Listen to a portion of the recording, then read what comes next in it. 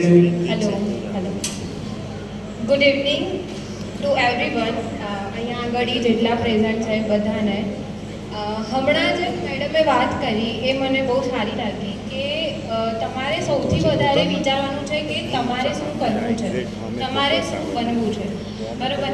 મેડમે જે ક્વેશ્ચન કર્યો છે કે તમારા દિમાગમાં સૌથી પહેલી કઈ વસ્તુ આવે છે જે તમારા માટે ઇમ્પોર્ટન્ટ છે.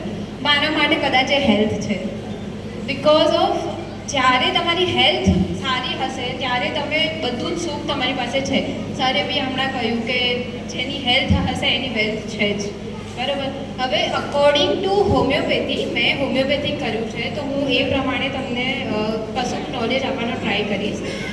અકોર્ડિંગ ટુ હોમિયોપેથી કે જ્યારે તમારું મન સ્વસ્થ હશે ત્યારે તમારું તન આપોઆપ સ્વસ્થ બનશે. સૌથી પહેલાં તમારા માનસિક વિચારો કેવા છે, તમારી દિમાગી હાલત કેવી છે એ ડાયરેક્ટલી કનેક્ટ કરે છે તમારી જે હેલ્થ છે એને.